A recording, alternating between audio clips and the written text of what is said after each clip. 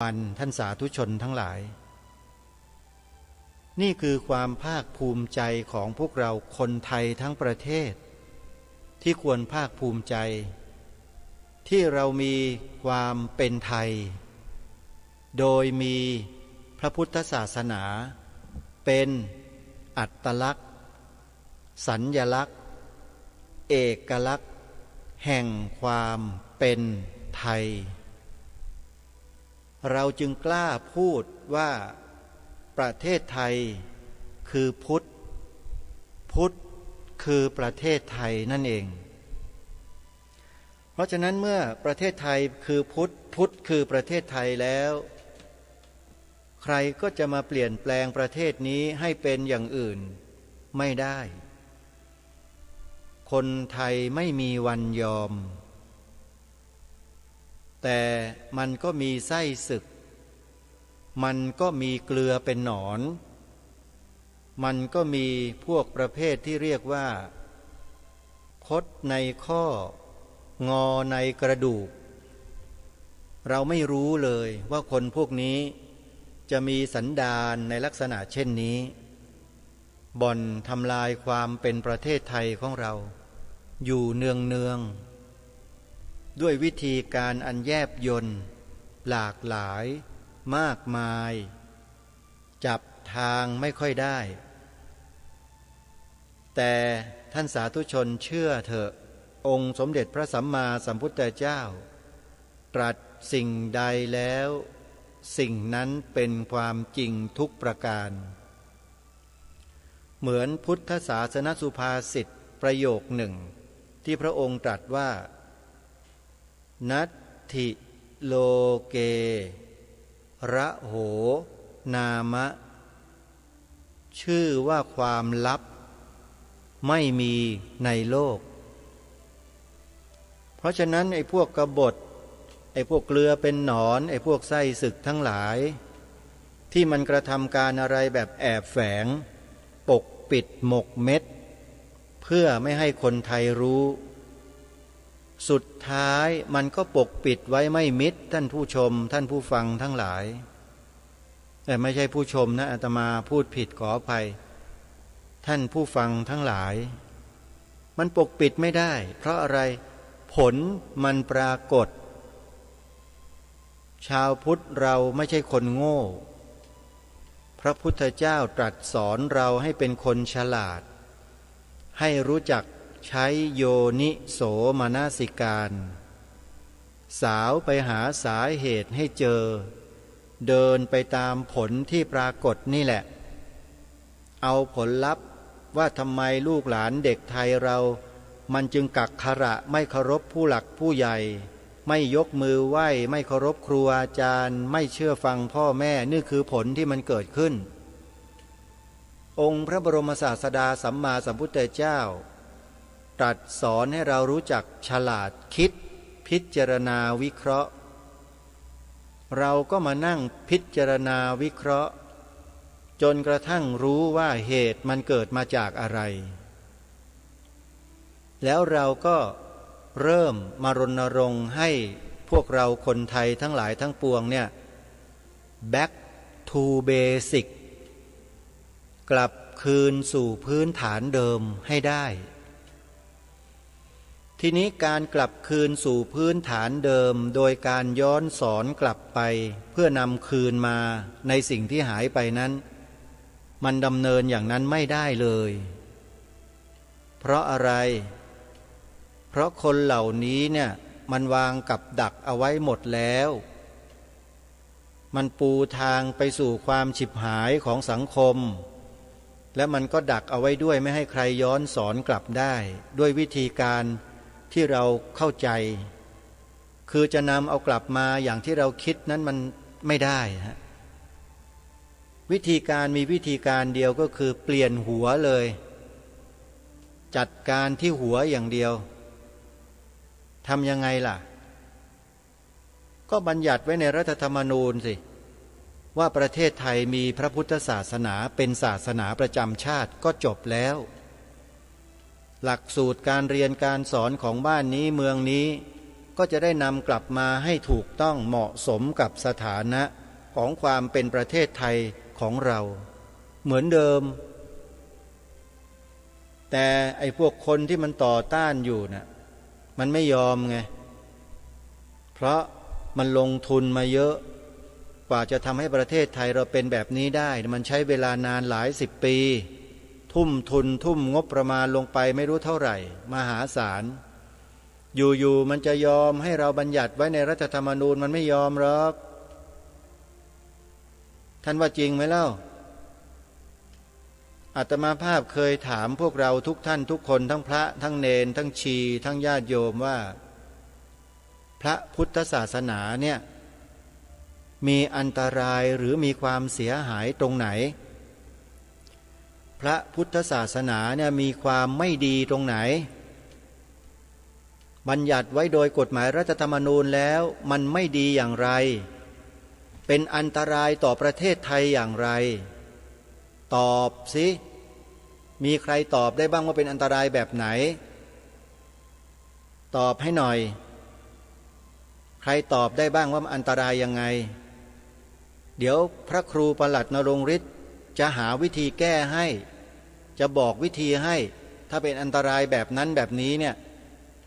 ช่วยบอกหน่อยอาตมาภาพก็รอจนถึงวันนี้มันไม่มีใครสักคนมาพูดมาบอกว่ามันอันตรายแบบไหนศาสนาพุทธเนี่ยก็แปลว่าไอ้วาทกรรมทั้งหลายทั้งปวงที่มันถูกสร้างมาว่าบัญญัติไว้ในรัฐธรรมนูญแล้วเลือดจะนองท้องช้างบัญญัติไว้ในรัฐธรรมนูญแล้วจะเกิดสงครามศาสนา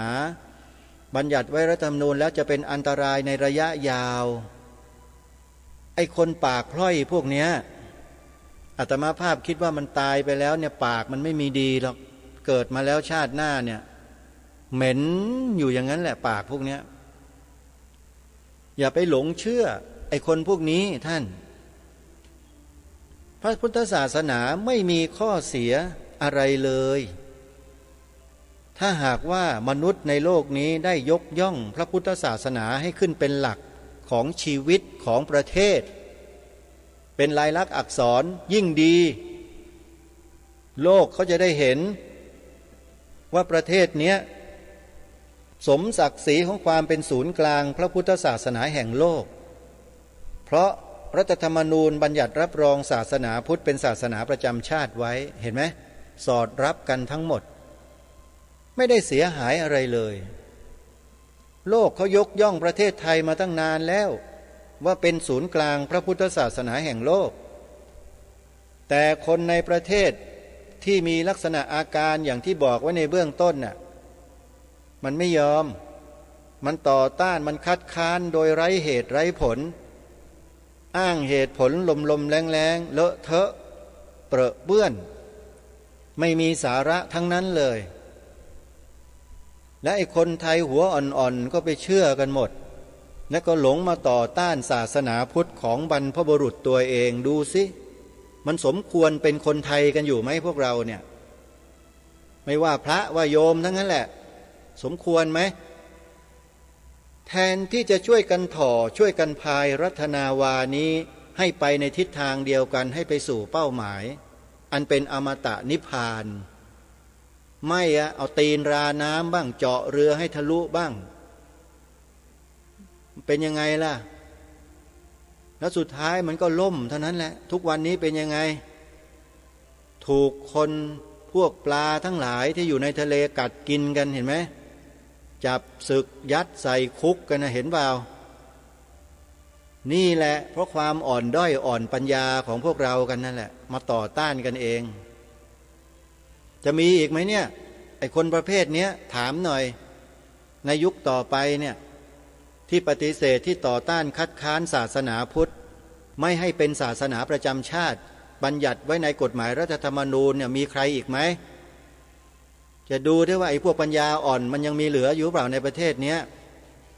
อาตมาก็อยากจะรู้เหมือนกันก็ฝากแล้วกันนะฮะ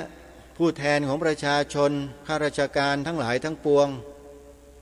ถ้ามีความจงรักภักดีต่อสถาบันพระมหากษัตริย์ผู้ทรงยอยกพระพุทธศาสนามาโดยตลอด ท่านก็อย่าปฏิเสธในข้อนี้ก็แล้วกันถ้าปฏิเสธเมื่อไหร่ท่านน่ะแปลว่าไม่จงรักภักดีจริงไอ้พวกจอมปลอมดีแต่ปากดีแต่พูดเอากันอย่างนี้แหละมันพูดอย่างอื่นไม่ได้ฮะคนพวกนี้ต้องพูดกันแบบนี้แหละมันถึงจะสำนึกกันเสียบ้างอย่าคิดว่ามีสายสะพายมีดาวอยู่บนบ่ากันมากมายเต็มไปหมดแล้วมันจะดีจะถูกกันทุกคนทุกท่านนะไม่ใช่นะโดยเฉพาะกรณีนี้เนี่ยคุณมาต่อต้านมาคัดค้านเนี่ยถือว่าคุณผิดเต็มประตูเลยและเป็นคนอกตัญญูต่อแผ่นดินเกิดต่อบรรพบุรุษของคุณทั้งนั้นเลยนี่แหละคือของจริงถ้าต้องการจะเป็นอย่างนั้นถูกประชาชนคนไทยที่เขามีศรัทธามีความมุ่งมั่นในการที่จะปกปักรักษาความเป็นประเทศชาตินี้เขาสาปแช่งเขาด่าทอก็เอาดิคัดค้านกันต่อไปได้ไม่ว่าอะไรนี่อาตมาก็ไม่ได้ว่าอะไรหรอกก็ได้แต่พูดให้ฟังอย่างนี้แหละแล้วพอถึงเวลานั้นเดี๋ยวก็รู้เองแล้วก็ฝากพวกเราชาวพุทธทุกท่านทุกคนทั้งพระทั้งเนนทั้งโยมแม่ชีทั้งหมดที่ฟังรายการอยู่ก็ดีหรือที่ไม่ได้ฟังก็ดีจะได้ยินจากที่ไหนใครพูดบอกก็ตามอย่าต่อต้านอย่าคัดค้านและอย่าปฏิเสธพระพุทธศาสนาอีกต่อไปนะเลิกได้แล้วอย่าปฏิเสธจะยกไว้ในกฎหมายรัฐธรรมนูญก็ยกขึ้นไปเถอะใครมันจะเดือดร้อนจะเป็นจะตายก็ช่างมันบ้านนี้เมืองนี้เขายกให้เป็นของพระพุทธศาสนามาตั้งนานแล้วไม่ได้ไปดูหรือยังไงพระปณิธานของสมเด็จพระเจ้าตากสินมหาราชจารึกไว้เป็นหลักฐานอยู่ที่วิหารเล็กหน้าพระปรางวัดอรุณน่ะอันตัวพ่อชื่อว่าพระยาตากทนทุกข์ยากกู้ชาติพระศาสนาถวายแผ่นดินให้เป็นพุทธบูชาแด่ศาสดาสมณะพระพุทธโคดมให้ยืนยงคงท่วน5,000 ปีสมณะพราหมณ์ชีปฏิบัติให้พอสมเจริญสมถะวิปัสสนาพ่อชื่นชมถวายบังคมรอยบาทพระศาสดาคิดถึงพ่ออยู่คู่กับเจ้าชาติของเราคงอยู่คู่พระศาสนาพุทธศาสตร์อยู่ยงคู่องค์กษัตราพระศาสดาฝากไว้ให้คู่กันนี่คือพระราชปณิธานของสมเด็จพระเจ้าตากสินมหาราชที่เมื่อพระองค์ทรงกอบกู้เอกราชผืนแผ่นดินรวบรวมเป็นปึกแผ่นเป็นแว่นแคว้นอย่างสมบูรณ์แล้วเนี่ยพระองค์ก็ทรงยกพระพุทธศาสนาขึ้นมาให้โดดเด่นและเป็นที่ยอมรับของผู้คนบนผืนแผ่นดินนี้มาโดยตลอดแต่สาธุชนทั้งหลายมาในยุคปัจจุบันยุคพวกเรานี่แหละที่ยังลืมตาที่ยังเห็นยังรู้อะไรกันอยู่นี่แหละไม่น่าเชื่อว่าเพียงไม่กี่ปีไม่กี่ร้อยปีที่ผ่านมา200 กว่าปี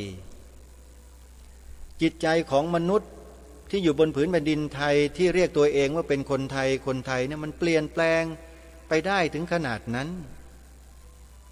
มันยอมที่จะเป็นทาสฝ่ายศัตรูของบ้านของเมืองแล้วก็มาทำลายบ้านเมืองตัวเองด้วยการปฏิเสธการยกพระพุทธศาสนาให้เป็นที่ปรากฏโดยเฉพาะการบัญญัติรับรองไว้ในกฎหมายรัฐธรรมนูญซึ่งประเทศอื่นๆเขาก็ทำกันอย่างนี้ทุกประเทศที่มีการนับถือศาสนาและประเทศไทยเราเนี่ยโลกเขายกให้เป็นศูนย์กลางพระพุทธศาสนาแห่งโลกไปแล้วด้วยแต่ประเทศไทยยังมางุมมางาหรายังเซ่อซ่ากันอยู่ยังมาถกมาเถียงเรื่องนี้กันอยู่อีกแล้วมันคืออะไรล่ะ แล้วมันจะเจริญแล้วมันจะพัฒนาไปได้ไหมล่ะนี่คือสิ่งที่อยากจะให้พวกเราคิดที่พูดนี่คือพูดให้คิดไม่ได้ด่าไม่ได้ว่าพวกเราที่มีสำนึกใครที่มีจิตสำนึกดีอยู่แล้วไม่เดือดร้อนหรอกสำหรับรายการนี้ท่านไม่เดือดร้อนแน่นอนเพราะท่านมีสำนึกอยู่ตลอดเวลาอยู่แล้วสำนึกในพระมหากรุณาธิคุณในบุญคุณขององค์พระมหากษัตริย์เจ้าที่ทรงรักษาสืบสารยอยกพระพุทธศาสนาไว้โดยตลอดรัชกาลที่หนึ่งเมื่อทรงสถาปนากรุงรัตนโกสินทร์ให้เป็นเมืองหลวงของชาติบ้านเมืองเป็นราชธานีแล้วเนี่ยทรงประกาศเป็นพระบรมราชโองการว่าตั้งใจจักอุปถัมภกยอยกพระพุทธศาสนาจักป้องกันขอบขันทศีมารักษาประชาชนแลมนตรีพอถึงรัชกาลที่สองก็ทรงรื้อฟื้นวันวิสาขาบูชาขึ้นมาให้เป็นวันสำคัญของชาติให้ทุกวัดทุกหน่วยงานของบ้านของเมืองทำการบูชาพระพุทธศาสนาในวันเพ็ญขึ้น15 ค่ำเดือน 6ทุกปีองค์พระบาทสมเด็จพระนั่งเกล้าเจ้าอยู่รัชกาลที่3ก็ทรงสร้างวัดสร้างวาทำนุบำรุงส่งเสริมพระพุทธศาสนาเป็นการใหญ่ในรัชสมัยของพระองค์ท่านพอถึงรัชกาลที่4รัชกาลที่3ทรงฝากราชการแผ่นดินให้เจ้าฟ้ามหากษัตริย์พระองค์ใหม่องค์ใดก็ตามที่จะดูแลยอยกพระพุทธศาสนาให้เกิดความเจริญรุ่งเรืองดีงามได้ก็จงเลือกพระองค์นั้นก็ได้รัชกาลที่4คือพระบาทสมเด็จพระจอมเกล้าเจ้าอยู่หัวเสด็จขึ้นครองราชย์เป็นรัชกาลที่4แห่งกรุงรัตนโกสินทร์แล้วมีพระราชดำรัสพระองค์ท่านที่บ่งบอกถึงน้ำพระราชทัยอันแน่วแน่ในการที่พระองค์จะทรงยอยกพระพุทธศาสนาไว้ความตอนหนึ่งมีปรากฏอยู่ในประชุมประกาศรัชกาลที่4เล่มหนึ่งว่าพระนครนี้เป็นถิ่นที่ของคนนับถือพระพุทธศาสนามาแต่เดิมไม่ใช่แผ่นดินของศาสนาอื่นคนที่ถือศาสนาอื่นมาแต่อื่นก็ดีอยู่ในเมืองนี้ก็ดีจะโทมนัสน้อยใจด้วยริษยาแก่พระพุทธศาสนาเพราะบูชาอันนี้ไม่ได้ด้วยไม่ใช่เมืองของศาสนาตัวเลยถ้าโทมนัสก็ชื่อว่าโลภล่วงเกินไปพอตกมาถึงรัชสมัยของพระบาทสมเด็จพระจุลจอมเกล้าเจ้าอยู่หัวรัชกาลที่5อันนี้ชัดเจนมากทรงเลิกทาสทรงนำหลักธรรมในพระพุทธศาสนาบรรจุเป็นหลักสูตรการศึกษาของชาติเป็นครั้งแรกโดยให้สมเด็จพระเจ้าน้องยาเธอสมเด็จพระมหาสมณเจ้ากรมพระยาวชิรยานวโรรสจัดการเรียนการสอนให้เด็กไทยในยุคของพระองค์ท่านประเทศไทยมีโรงเรียนราษฎรเป็นครั้งแรกโดยมีพระสงฆ์เป็นครูสอนและโรงเรียนก็อยู่ในวัดตั้งแต่แรกเริ่มต้นมาโดยตลอดพอถึงรัชสมัยของพระบาทสมเด็จพระมงกุฎเกล้าเจ้าอยู่หัวพระองค์ก็ทรงรับแนวพระราชดำริของพระราชบิดาของพระองค์ท่านมาสานต่อจนเกิดเทศนาเสือป่าตามที่รายการคดีโลกคดีธรรมได้นำมาอ่านให้พวกเราได้ศึกษาเรียนรู้กันไปหลายรอบแล้วซึ่งในช่วงปีใหม่ปีหนึ่งหนึ่งครั้งก็จะนำมาเปิดให้ฟังกันเพื่อศึกษาเรียนรู้ปีละครั้งไม่รู้ว่าน้อยไปหรือไม่อาจจะเพิ่มเป็นปีละ2 ครั้งก็ได้นะโยมนะก็ต้องดูกันไปก่อนบทพระราชนิพนธ์เทศนาเสือป่าชี้ชัดอย่างแจ่มแจ้งว่าองค์พระมหากษัตริย์ไทยของเรามิได้ทรงย่นย่อหรือท้อถอยในการที่ทรงยอยกพระพุทธศาสนาลงเลยมีแต่จะทรงทำนุบำรุงส่งเสริมให้ยิ่งขึ้นไปทั้งนั้นรัชสมัยของพระบาทสมเด็จพระปกเกล้าเจ้าอยู่หัวรัชกาลที่7ก็เช่นเดียวกันทรงพระราชทานรางวัลให้กับผู้แต่งหนังสือแบบเรียนพระพุทธศาสนาให้แก่เด็กๆซึ่งอาตมาภาพก็ได้ นำประวัติบางส่วนของพระเดชพระคุณหลวงพ่อเจ้าคุณพระพิมลธรรมชอบนุจารีมหาเถรราชบัณฑิตที่ท่านแต่งหนังสือแล้วก็ได้รับรางวัลที่หนึ่งที่สองมาโดยตลอดจนกระทั่งได้รับพระราชทานแต่งตั้งเป็นราชบัณฑิตที่เป็นพระสงฆ์รูปแรกของเมืองไทยที่อาตมาภาคภูมิใจในฐานะที่เป็นลูกศิษย์ก้นกุฏิของท่านรุ่นสุดท้ายนะฮะนี่แหละคือน้ำพระราชฤทัยขององค์พระมหากษัตริย์ของเราพอมาถึงรัชสมัยของพระบาทสมเด็จพระเจ้าอยู่หัวอานันทมหิดลรัชกาลที่8พระองค์ท่านเสด็จพระดำเนินไปในพระราชกรณียกิจที่เกี่ยวกับพระศาสนาเนี่ยมาโดยตลอดเช่นเดียวกันจนกระทั่งถึงรัชสมัยของพระบาทสมเด็จพระเจ้าอยู่หัวภูมิพลอดุลยเดชมหาราชรัชกาลที่9อันนี้ตลอดพระชนชีพของพระองค์ที่ทรงครองสิริราชสมบัติทรงปฏิบัติให้เราเห็นกันเด่นชัดว่าพระองค์ทรงมีพระราชศรัทธาในพระบวรพุทธศาสนาเพียงใดพระองค์เสด็จพระดำเนินไปทั่วทุกหนทุกแห่งของประเทศจะต้องเสด็จเข้าไปหาพระไปกราบไปขอพรไปสอบถามไปตรัสถามนะฮะพระสงฆ์ที่อยู่ในพื้นที่ถึงทุกสุขของราษฎรอะไรต่างๆและพระองค์ก็ได้มีพระบรโอกาสได้ศึกษาเรียนรู้ข้อปฏิบัติต่างๆของครูบาอาจารย์เหล่านั้นมากมายแล้วก็ทรงนำมาใช้ในการประกอบพระราชกรณียกิจมาโดยตลอดจนกระทั่งเกิดโครงการหรือแนวพระดำริเศรษฐกิจพอเพียงในที่สุดซึ่งนำหลักธรรมในทางพระพุทธศาสนามาเป็นองค์ประกอบชัดเจนเห็นไหมท่านผู้ฟังนี่คือสถาบันพระมหากษัตริย์ไทยของเรามาจวบจนสมัยรัชสมัยของพระบาทสมเด็จพระเจ้าอยู่หัวรัชกาลที่10พระบาทสมเด็จพระวชิรเกล้าเจ้าอยู่หัวพระองค์ท่านทรงสารต่อทรงต่อยอดพระราชปณิธานของพระบรมชนกนาถเราจะครองแผ่นดินโดยธรรมเพื่อประโยชน์สุขแห่งมหาชนชาวสยามเพราะฉะนั้นทรงดำเนินรอยตามเบื้องพระยุคลบาทของพระบรมราชนกของพระองค์ท่านอย่างไม่ต้องสงสัยโดยประการใดทั้งปวงท่านสาธุชนทั้งหลายนี่คือประเทศไทยฮะเพราะนั้นการที่รายการคดีโลกคดีธรรมมาจัดรายการในลักษณะเช่นนี้มาพูดภาษาแบบนี้มาบอกให้พวกเราเช่นนี้เนี่ยลองคิดดูให้ดีๆสิว่าสมควรหรือไม่อย่างไรสมควรหรือไม่ที่เราจะต้องร่วมด้วยและช่วยกันทำรงรักษาความเป็นไทยของเราไว้ตามรอยเบื้องพระยุคลบาทขององค์พระมหากษัตริย์ของเราทุกๆพระองค์ถ้าหากพวกเรามีจิตยินดีแล้วเห็นด้วยแล้วทำไมเราจึงไม่ช่วยกันยอยกพระพุทธศาสนาให้เป็นที่ปรากฏเล่าเราไปกลัวใครกันอยู่เราไปมีอคติกับใครอยู่การนำพระพุทธศาสนาไปอยู่ตรงไหน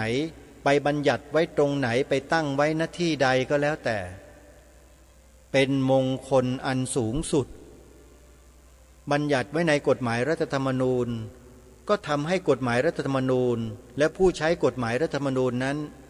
เป็นมงคลสูงสุดส่วนใครต่อต้านใครคัดค้านใครไม่เห็นด้วยมันจะเป็นมงคลได้หรือไม่และเมื่อเป็นมงคลไม่ได้แล้วมันเป็นอะไรล่ะท่านผู้ฟังว่ากันเองนะอาตมาภาพคงไม่ต้องบอกทุกท่านก็คงทราบอันนี้มันชัดเจนมันเห็นกันอยู่เห็นไหมพวกเราบางทีก็คิดกันไม่ถึงมัวแต่ไปเชื่อฟังคารมคมคายวาทกรรมของพวกนี้ก็เลยคล้อยตามไปช่วงระยะหนึ่งแต่พอมาได้ยินรายการคดีโลกคดีธรรมพูดด้วยเหตุด้วยผลอัญเชิญแนวพระดำริอัญเชิญพระราชปณิธานขององค์พระมหากษัตริย์ต่างๆ มากล่าวมาแสดงแล้ว ทุกท่านคงหูตาสว่างยิ่งขึ้น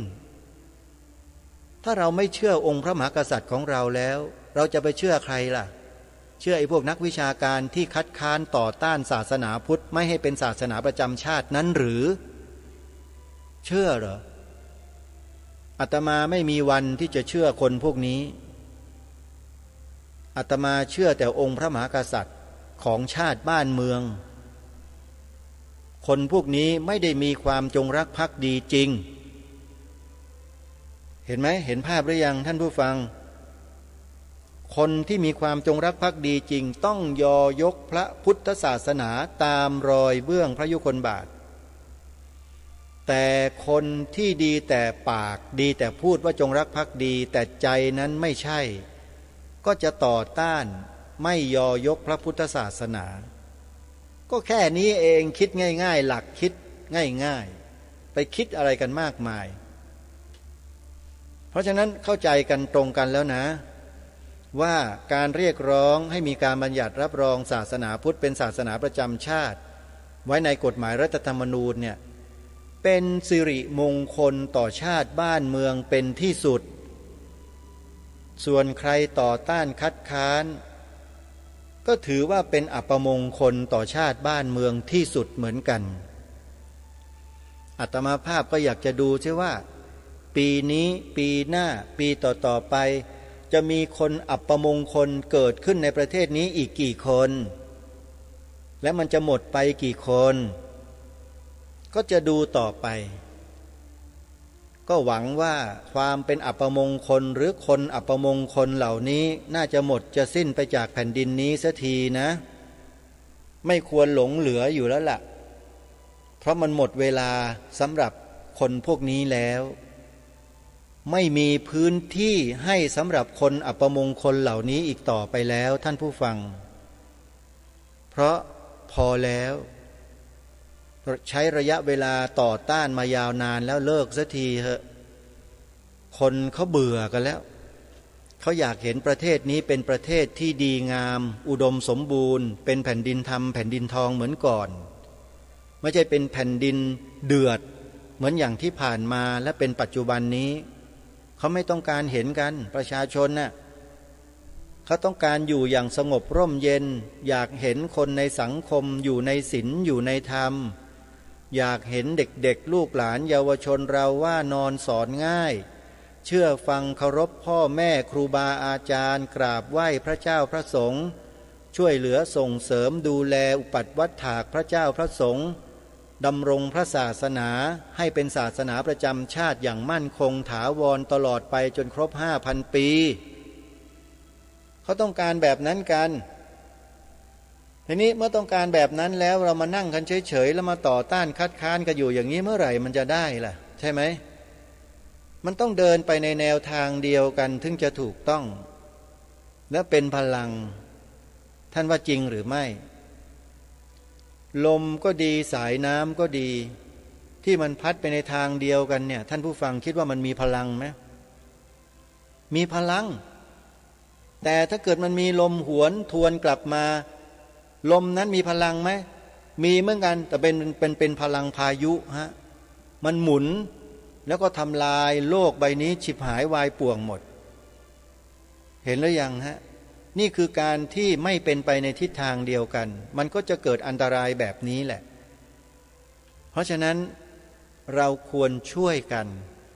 ทำรงรักษาไว้ซึ่งความเป็นไทยของเราให้ต่อเนื่องรายการคดีโลกคดีธรรมขอเป็นสื่อกลางที่นำสิ่งเหล่านี้มาบอกมาเล่ามากล่าวให้พวกเราได้เกิดสำนึกต้องการอย่างเดียวเลยเป้าหมายของรายการคดีโลกคดีธรรมคือต้องการให้คนไทยเรามีจิตสำนึกในข้อนี้อย่าไปหลงเชื่อคล้อยตามศัตรูของแผ่นดินที่อาตมาภาพกล่าวว่าเป็นศัตรูของแผ่นดินเนี่ยก็เพราะอะไรก็เพราะมันต่อต้านศาสนาของแผ่นดินไงศาสนาพุทธนี่เป็นศาสนาของแผ่นดินนะรัชกาลที่4ตรัสไว้เมื่อกี้เนี่ยที่อัญเชิญมาได้ฟังกันหรือเปล่าที่พระองค์ตรัสไว้ความตอนหนึ่งว่า พระนครนี้เป็นถิ่นที่ของคนนับถือพระพุทธศาสนามาแต่เดิมไม่ใช่แผ่นดินของศาสนาอื่นชัดไหมโยมใครเถียงอีกอะใครเถียงพระองค์ท่านบอกหน่อยสิมีทหารคนไหนใน3เหล่าทัพเถียงพระองค์ท่านไหมเถียงมาหน่อยสิจะได้ประกาศให้โลกเขารู้ว่าอยู่หน่วยไหนกองทัพไหนกรมอะไรกองพลไหนอยู่กองพันที่เท่าไหร่ชื่อเสียงเรียงนามอะไรจะได้ประกาศให้รู้ว่ามีคนแบบนี้อยู่อาตมาว่าไม่มีหรอกแต่ถ้ามีก็คงจะเดือดเนื้อร้อนใจมากรุ่มร้อนกันไปทั้งหน่วยทั้งหมู่แหละเพราะจิตใจไม่บริสุทธิ์ไงอาศัยพระบรมโพธิสมภารได้รับพระราชทานยศตำแหน่งเงินเดือนนะมอบความไว้วางพระราชฤทัยแล้วแต่จิตใจข้างในมันเป็นอีกแบบหนึ่งเนี่ยมันใช้ได้ไหมล่ะคนประเภทนี้ใช้ไม่ได้หรอกนะนี่คือสิ่งที่อยากจะบอกพวกเราทุกท่านทุกคนว่าอย่านิ่งเฉยดูดายให้ช่วยกันถ่อช่วยกันพายให้บ้านเมืองนี้ไปสู่เป้าหมายสูงสุดให้ได้เป้าหมายของพวกเราคือนิพพานนะท่านบรมสุขสูงสุดแต่ไม่ใช่ไปแบบระเหยรอยชายไม่เอาอะไรเลยไม่เอาฐานกูจะไปนิพพานอย่างเดียวหลับหูหลับตาอยู่ตามถ้ำตามหลืบไม่ช่วยบ้านช่วยเมืองเนี่ยอย่างงั้นมันก็เกินไปแล้วไม่จำเป็นต้องถึงขนาดนั้นหรอกแม่พระอรหันต์ทั้งหลายมีพระสัมมาสัมพุทธเจ้าเป็นต้นพอตรัสรู้อนุตตรสัมมาสัมโพธิญาณนิพพานแล้วได้นิพพานแล้วพระองค์ท่านทรงปลีกวิเวกอยู่พระองค์เดียวไหมไม่มีแต่พระองค์อาศัยความที่พระองค์ทรงมีพระมหากรุณาคุณใช่ไหมโปรดสัตว์พวกเราก็เหมือนกันต้องดำเนินรอยตามพระพุทธบาทถึงแม้ว่าเราจะไม่ใช่อริยสงฆ์แต่ก็น้อมนำพระพุทธปฏิปทาของพระพุทธองค์เนี่ยมาใช้ได้มาทำได้ทำไมจะไม่ได้เล่าไม่ผิดนี่ช่วยเหลือเกื้อกูลสังคมส่งเสริมสังคมให้มีศีลให้มีธรรมเนี่ยที่เราทำกันอยู่เนี่ยท่านผู้ฟังที่ครูบาอาจารย์เราจัดตั้งสถานีวิทยุเปิดธรรมะตลอด24ชั่วโมงนำหลักธรรมคำสอนขององค์สมเด็จพระสัมมาสัมพุทธเจ้ามาเผยแผ่แล้วก็จัดทำแอปพลิเคชันให้พวกเราได้เปิดรับฟังกันแบบง่ายๆฟังได้ทั่วโลกทั่วประเทศฟังได้ตลอด24ชั่วโมงเนี่ยเห็นไหมล่ะพระสงฆ์เราก็ดำเนินรอยตามพระพุทธบาทอาศัยความกรุณาที่มีในจิต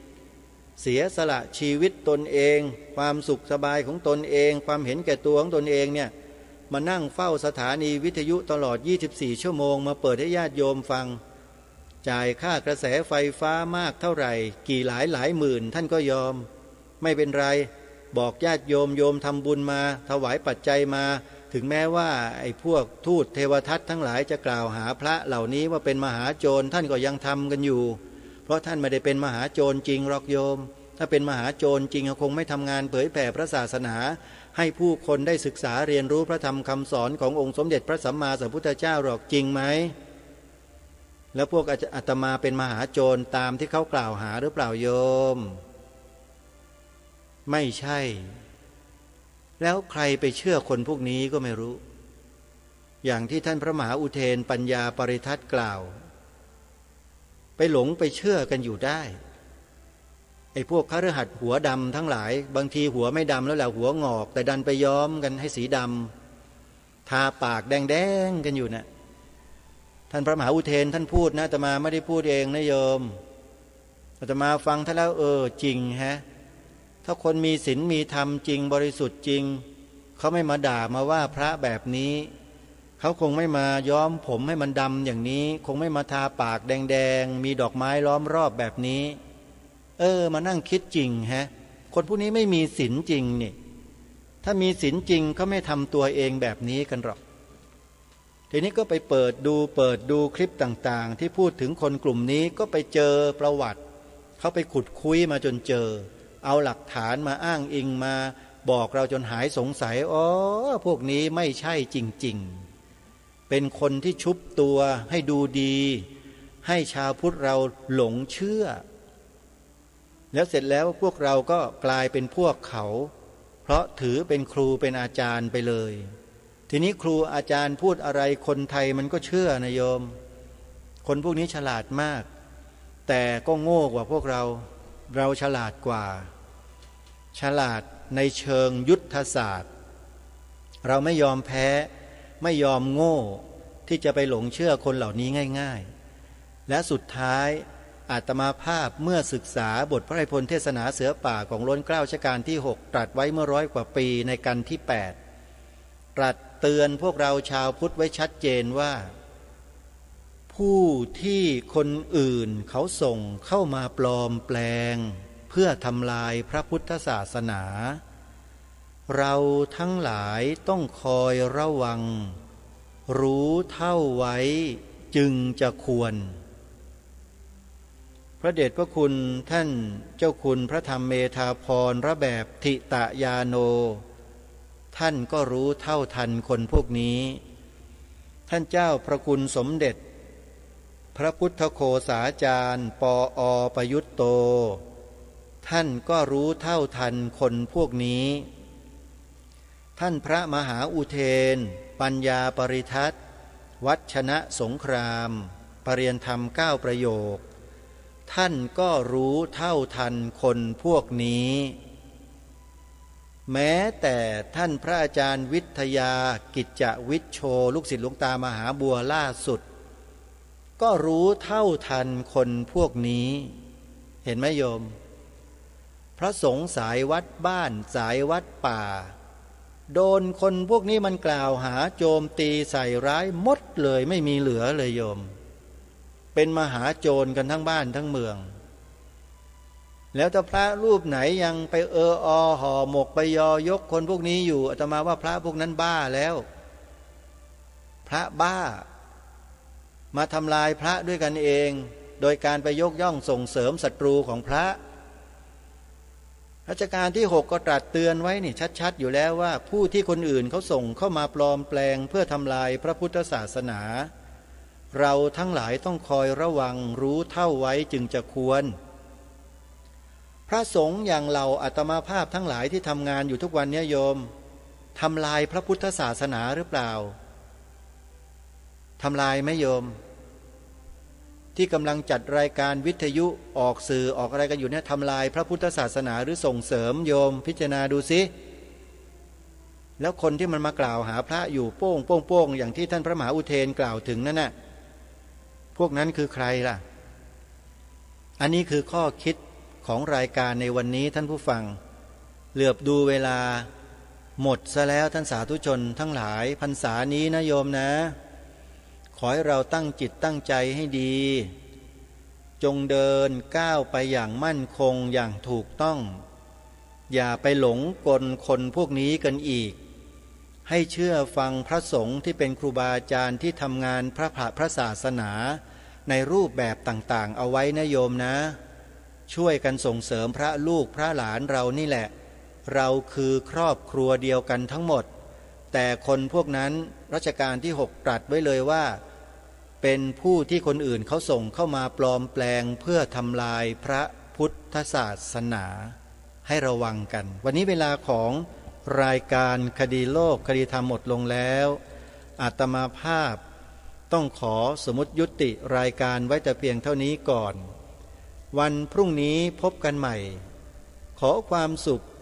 ความสวัสดีในธรรมแห่งองค์สมเด็จพระบรมศาสดาสัมมาสัมพุทธเจ้าจงปรากฏเกิดมีขึ้นในจิตใจของท่านผู้ฟังทุกท่านทุกคนเทินขอเจริญพรก็ต้องกล้าทำอย่ากลัวถ้าทำความดีเป็นศึกษาปัญหาให้ทันท่วงทีเมืองไทยจะพัฒนากว่านี้รายการ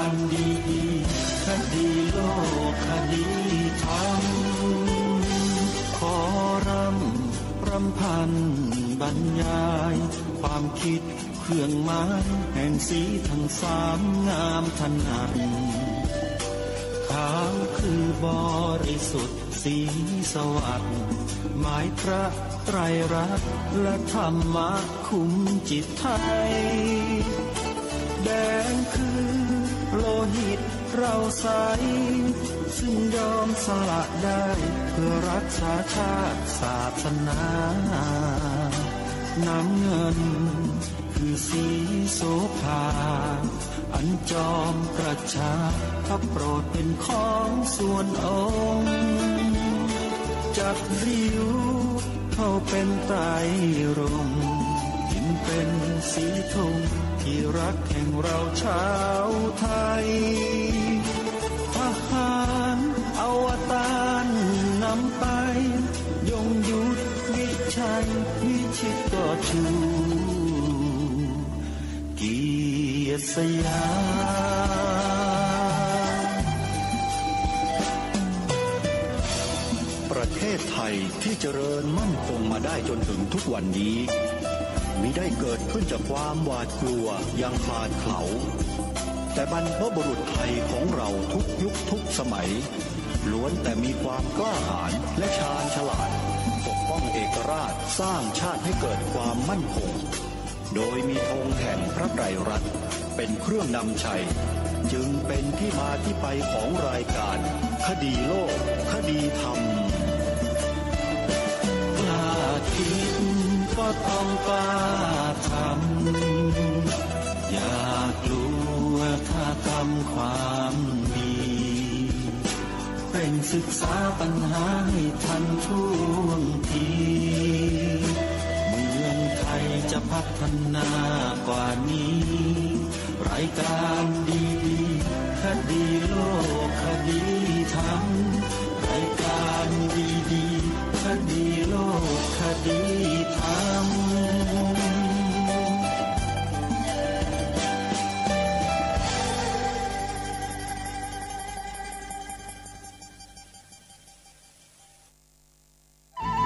ที่จบไปแล้วนั้นเป็นรายการคดีโลกคดีธรรม